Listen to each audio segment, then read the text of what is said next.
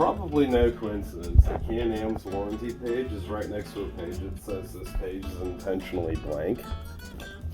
But let's talk about ATV mudding really quick. So I have a few things up here that are really important key factors, and one super important thing. I'm a huge vajayjay in quotations, and need to explain my case. So here's my case.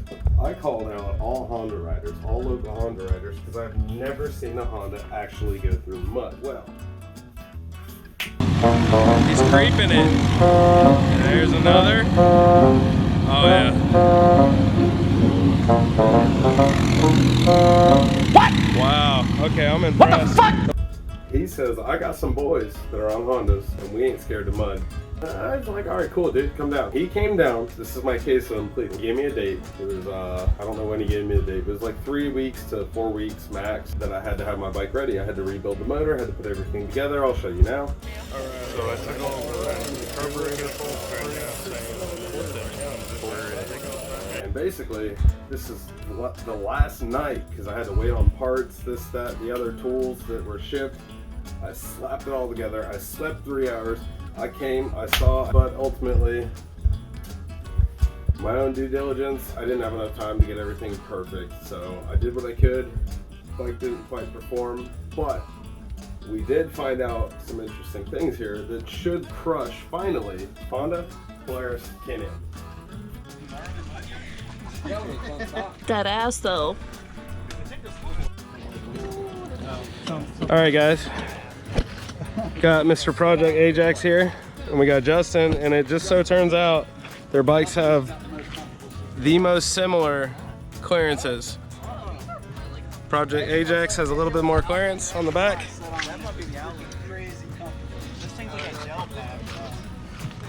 Justin on 34-inch assassinators.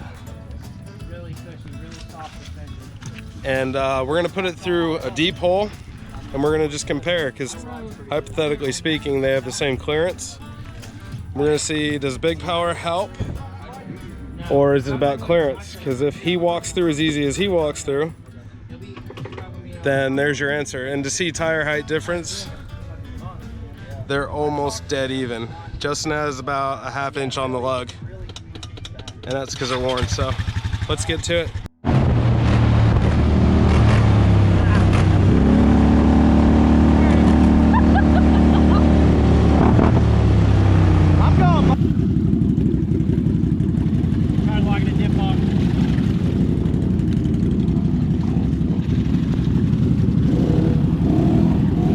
He said he ain't about going around it, he's about going through it.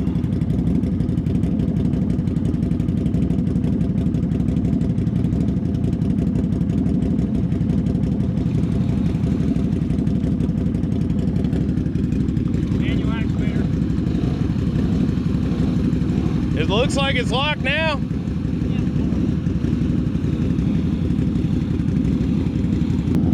All right, let's see it.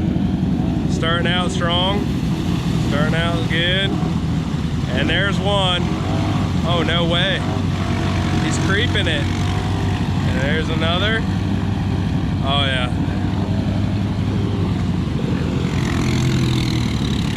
Wow, okay, I'm impressed. The bottom's a lot softer. All right. That wasn't no big thing, chicken wing. Oh, mama back there doing a wheelie. 2-wheel drive. It softened up. Yeah, it softened up. All right, mama coming through.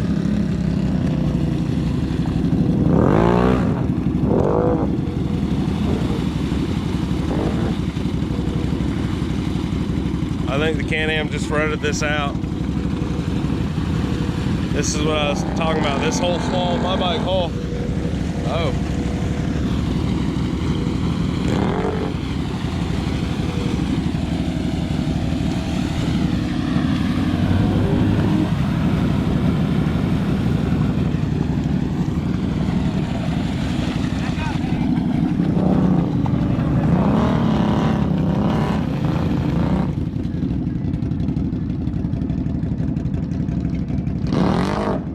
Was up to here, the hole, it filled in. So it's hard bottom too.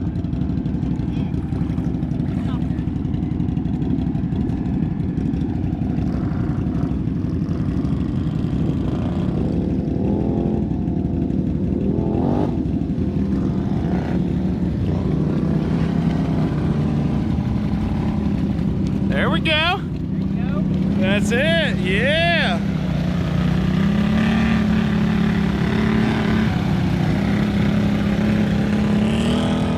All right. Header wraps baking off still.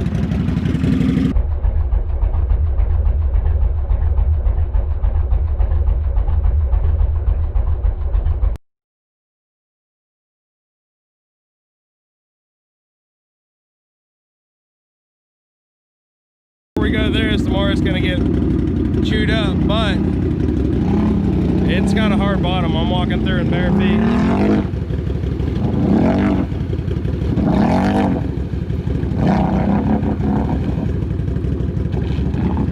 Oh, there we go. There's that hole. Just had to create that pocket. There's that hole. I'm telling you, it filled in a lot because I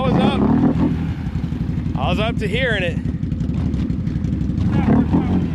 What's that horsepower do? Oh boy, he's in two-wheel drive. You want to see the 4? He's got the handicap mode on. I see that. Yeah, buddy. Yeah, that's that rut. That's that same hole. You just had to break through the barrier.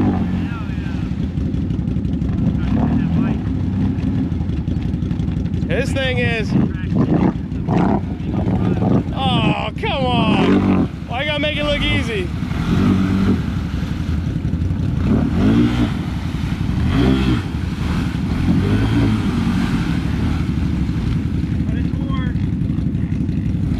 He won't, he'll fight it. Now that you said that, he won't. And guess what? We gotta go back through it. I'm gonna go through it too though, because that's the one that swamped me. It got buried out like that. If I get down and triple drive on a Honda, it ain't coming out. I cannot work that bike out. He will work this thing out.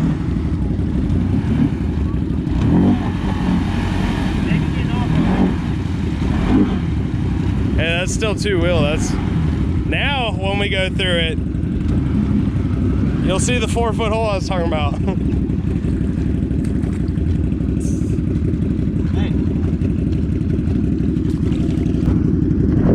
Hey, where'd my other crock go? That's how it gets to 4 feet deep, buddy.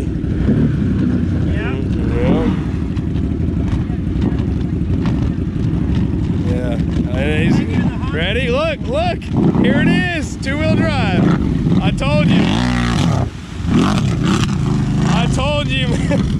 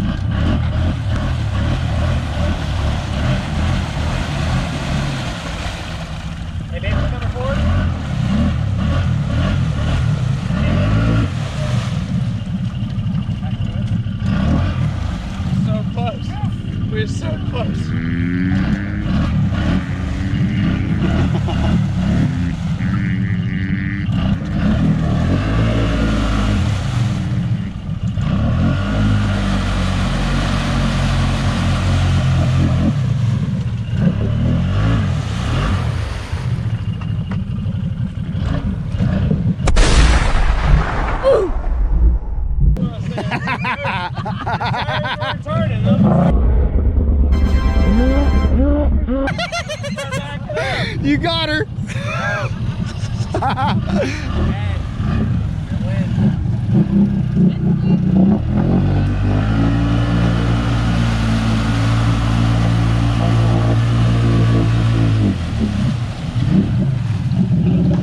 Yeah.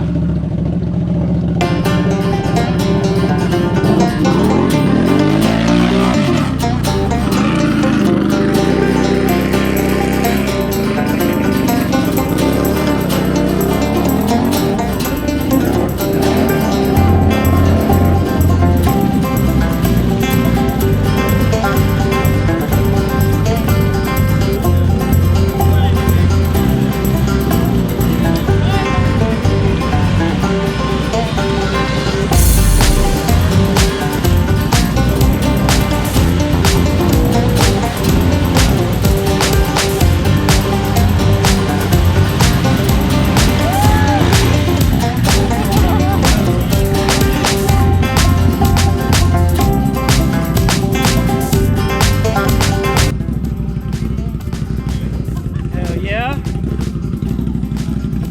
Emily, look, she took one for the team. Woo!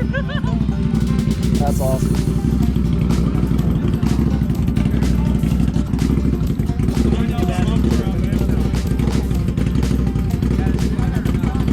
So there's a lot of things you'll see here: weight, clearance, traction, torque, wheel speed, meaning power, terrain, and driver for ATV mudding. Now we can get over the fact that I'm a huge JJ.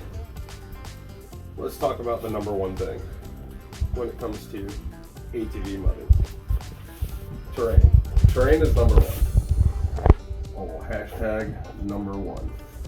Terrain is everything. Are you riding in deep mud? Are you riding in hard sand bottom mud? Are you riding in mud? Is everything. And mud comes in very many shapes, forms, differences, and depending on where you're at, it's different. The skeg up north has all these roots on the bottom that you can really wrap up in and all this shit, but I'm talking about nasty peanut butter clay mud. So, nasty, bottomless mud, just muck. Nasty, smelly, dirty mud, ATV mud. The biggest things you need: torque, traction, and clearance. If you have a lot of weight, but you have enough torque, traction, and clearance, it doesn't matter. You'll be able to pull through. The driver is also a huge factor. Now me, I eliminated a lot of weight from my bike. I do not have a lot of clearance. I do have good traction. I do have good torque and wheel speed. Now, the three main things again: clearance, traction, torque. If you can't spin your traction, you're done. ATV mudding, no longer mudding. If you don't have clearance, then these two don't matter. You can have all the traction in the world, you can have all the torque in the world, but you're framed out, you're done. For ATV mudding, you need clearance, traction, doesn't have to be a lot either, and torque. You gotta be able to spin your traction, your tires. So, wheel speed. This is where you get into different terrains. This over here. So let's say there's a mud hole like this, okay? The Canam goes in and they have the same clearance and the same wheel speed, or not the same wheel speed because they have power. Getting out, going uphill, they have no problem because they have wheel speed. That's where torque comes in and wheel speed comes in. The Honda can go down in and say this is really nasty, and once they meet where they can't get the wheel speed to get up out, even if they back up, they're stuck and there's nothing they can do. This is literally the only difference between a Honda and a Can-Am mudding wise. That's it, right there. The Can-Am, if it has the clearance, traction, and torque, and we already know it has the wheel speed and definitely has the torque, has no problem. The only thing a Honda will have a fault with is getting uphill because it doesn't have the wheel speed to get up it. And I'm talking about if it's a really deep mud hole and it's just like a slant, it's not going to have the wheel speed to get up and out. That's it. That's the only downside, the only difference, but it's common sense. And I kind of did put it on a whiteboard and make it scientific and shit. That's it. You guys, if you're going and looking for an ATV to buy, Hondas are great because they're reliable. Polaris's are excellent because if you get a high lifter, not the side-by-sides, we're talking the ATV only, they come with arched A-arms and lower gearing. They come ready to mud. All you have to do is snorkel them and you're good. Can-Am, lots of power, Lots of upgrades available. Good one. Honda, you're buying basically an amped up lawnmower, but lawnmowers have torque. If you give it clearance and traction, the lawnmower can go through the mud. May not make it up this, but it's still a good mud machine. And they're great machines. They're very reliable. So you got to pick and choose what you want. In this video, rode with Project Ajax. I want to say a thank you to TCM Outdoors Chris and Derek, a buddy of ours, for helping me out, getting this bike together last minute, getting everything done still. And Brandon, aka Project Ajax, thank you for being patient. Had a lot of mishaps and literally rode that bike 10 feet after rebuilding it onto the truck and just came out and rode. Didn't get time to really do anything. Next time we ride though, we'll see who